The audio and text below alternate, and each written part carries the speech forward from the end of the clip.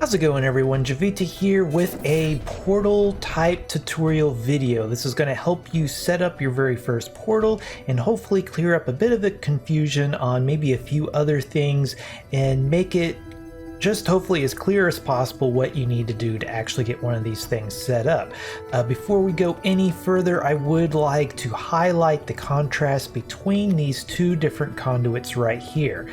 You might already know this, but these on the right hand side, these are warp conduits, and they are used to open up, well, warps, which are one-time use portals or traveling devices, let's say, that you'll spend coins and you'll travel to your destination.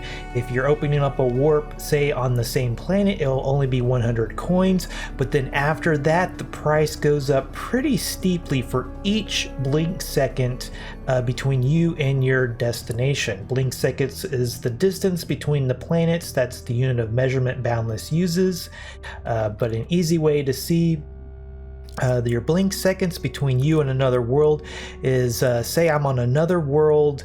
I can go down here and look at Surf and Serenity and see that it is 24 blink seconds away. Oh, nice. It even lists the warp cost now, so I think that might be something that's new. So if we tried to warp there, not only would we have to be able to travel 24 blink seconds, so we would probably have to pick up a skill, but we would be paying 1,900 coins. So that's not entirely ideal. So again, warp conduits, one-time use. Portals last indefinitely as long as they are fueled. They are fueled with Oort shards right here. And Oort shards are made in the extractor by extracting rough Oort stone. It does use spark, so you'll need a spark core. The primary source of rough Oort stone is from doing meteors. Once you complete a meteor or the meteor goes dormant, you can crack it open and there will be a loot box inside that will award a little bit to quite a bit of rough Oort stone. It does take about 18 to do a mass craft, which gives you 250. Portal conduits, on the other hand, are a bit more involved to make. It does take refined rock and refined wood, which isn't too bad. It does require opals, which are found off of surface resources, as well as spark and 1,000 power. So you will need at least 1,000 power on a workbench to be able to craft these. That would be 10 basic power coils or at least 4 advanced power coils, or some combination of the two. Advanced power coils give 300 power, whereas the basic power coils give 100 power per coil. So but you can find these for sale on shops. I did a quick run around on the Petulia shopping hub and found one vendor selling them for about 400 and change a conduit, which really isn't bad. I found another one that was selling it for more around 700, which, considering these things don't wear out or anything, that's not a bad price, especially considering you'll need as little as only 2 of these things to get your portal set up. So enough chit chat, let's get down to business. Let's say I want to set up a portal to go from one side of my workshop to the other. That's just way too far for me to walk. I really don't want to have to walk that far. So let's go ahead, about somewhere in the middle. Yeah, why not, right here. So the main difference between setting up warp conduits and portal conduits is that portal conduits, you have to set up conduits on both sides of the connection. So come over here and I'll need to place another 2 conduits. Let's not block those. How about right here? There we go. So now we have both sides of our connection set up. They do need to be in the exact same shape. So in order to get these to connect up, we do need to come over to the exit of the portal and create a portal token. You can then put this on the other side right here. You can shift click that down here, so right there where the portal token goes, we can drag some fuel right there. And oh, okay, well, we still need a skill just to be able to open up portals in the first place. Another handy note about the portal token is that if you right click on it, it will tell you the shape of the portal. So you got 1 block wide by 2 blocks high. So right there, 1 block wide, 2 blocks high. So very nice. Tells you what world it connects to, and yeah. So in order to open up this portal, we need to go over to our skill tree, come down to Epic 2 right here, and here is the portal epic. This will allow you to open up portals. So go ahead and get that. Another thing you might potentially need is this warp and portal distance.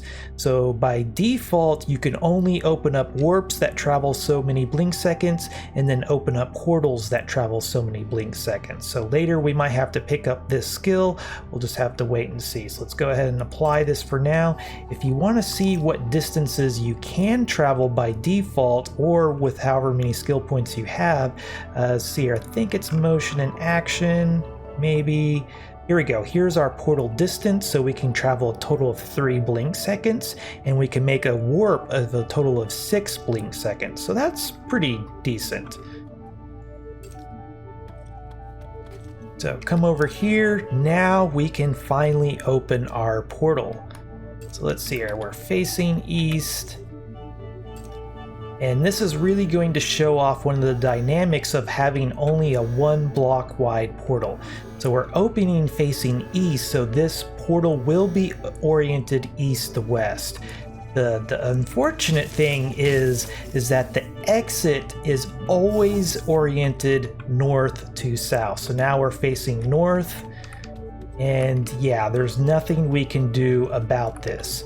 If we were making a 2 block wide portal, that would force the exit to face east and west, but for these skinny portals, there's really not anything we can do about it.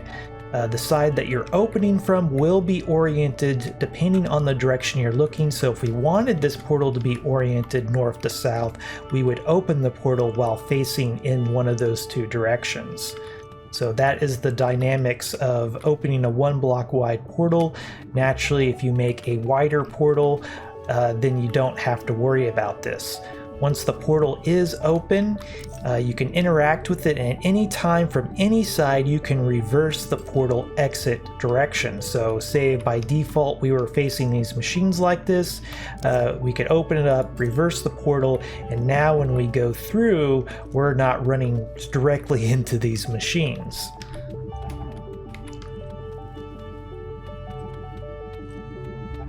Few other notes about which side you open from is that the portal can only be fueled by the side that you're opening from. So this is the side we open from. This is the only side that we can add fuel to the portal. So it's a good idea to put the side that you're opening from, say, in the side that's closest to your base, or even inside of your base for convenient fueling in or reopening in the event it runs out of fuel.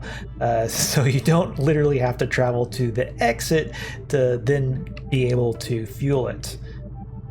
So if you look down here, you can see that the destination is on the same planet, or Betulia, and that it's only using 1 Oort shard per hour. Since we can put a total of 900 shards in here at a time, you can see that this portal will end in essentially 5 weeks. If we go ahead and top it off, it'll be 5 weeks and 2 days. So very nice. As you can see, it costs 50 Oort shard to open this, and yeah, pretty straightforward. So if your primary goal is to hook up your home out in the middle of nowhere to the rest of civilization, one of your best options, at least in my opinion, is to hook up to some sort of hub like the Portal Seekers hub.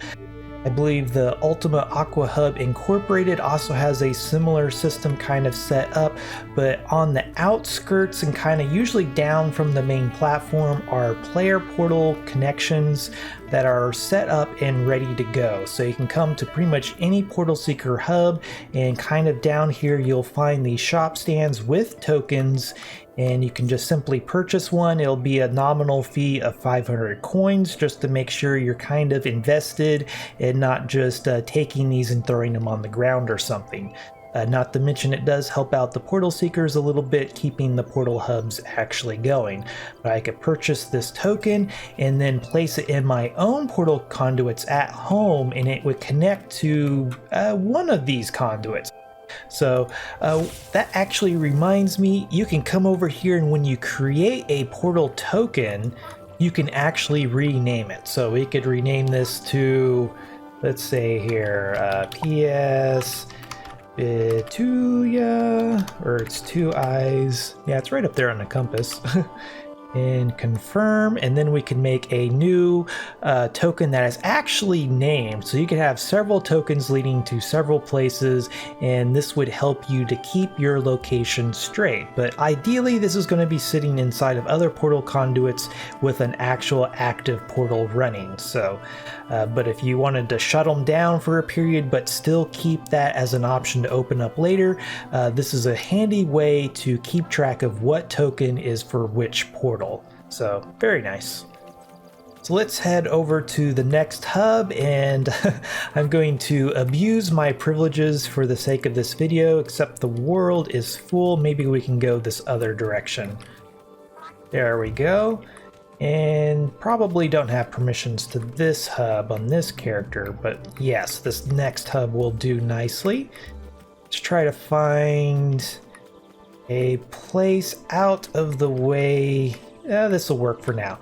So now we are several blink seconds away from our other planet, so we can hit P, head, let's see here, Batulia. So we are 12 blink seconds away. So for one thing, we're going to need some skills just to be able to open up this portal. And we have no clue how big we need to actually make our portal. Thankfully, the portal seekers have compiled some very helpful resources. So let's pull up. These are all pinned to the Portal Network channel on their Discord. So if you're part of your Discord, you can access all this information. But here we go. There's the right.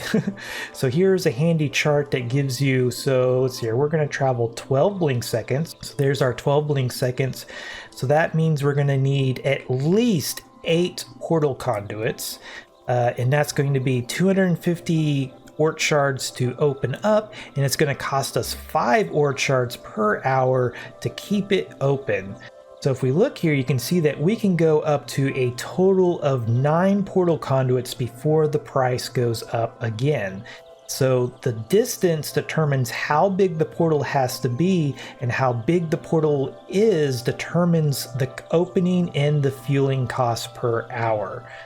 So literally, if you wanted to open a 9-block portal on the same planet, it would still cost you 5 per hour to fuel and 250 to open, even though you're traveling 0 blink seconds. So that is a very good thing to note, that if you want the cheaper prices, not only do you have to not travel very far, but it has to be a smaller portal to boot. 8 to 9 portal conduits, so we can do, say, how about 2 columns of 4, or we could do a 3x3 square, but this will do nicely. Come over here. I'm not going to bother to name this token, and now we can head home. And now that we're home, we can set up our portal again. So remember, we did the 2 pillars of 4 to get our 8 conduits. However, if you couldn't quite remember what the dimensions are, you can always look at the portal token, and it lists the dimensions right here and the world that it leads to. So very nice. Go ahead, do 1, 2, 3, and 4. And there we go. Now we can put in the token, and we will need to get some skills to be able to open this up. The handy thing is you only need the skills to open. Once it's open, you can actually unlearn the skills without the portal closing or anything goofy like that. So let's head over to our skill tree, and let's see here. So by default, we can open up a portal up to 3 blink seconds away, so we need, what, another 9 blink seconds of distance. Come over here. That's going to give us 4, 6. Go ahead and confirm that selection. And okay, very nice. So each rank of that skill is going to add to the previous value. So instead of giving us 6 blink seconds, it gave us the 4 plus 6, so to equal up to 13. So very nice. So we only needed 2 skill points in that. So right here, opening cost 250 Oort power, and it doesn't look like it's going to tell me the fueling costs ahead of time, but yeah, we already know it should be 5 according to that chart. And very nice. So here we go.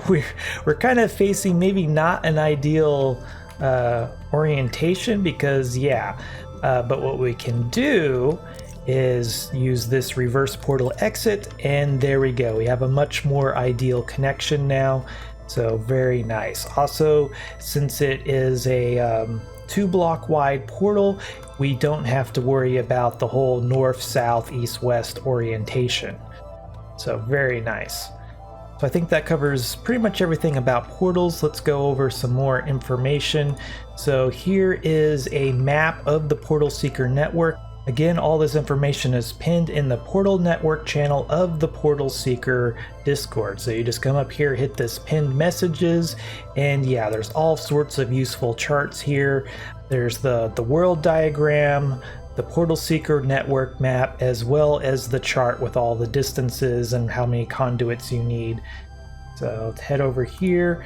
So taking a look at this is basically a diagram of the relationship between all of the planets. So down here is all the level 1 worlds, here's all the level 2 worlds, 3, 4, 5, and then finally 6.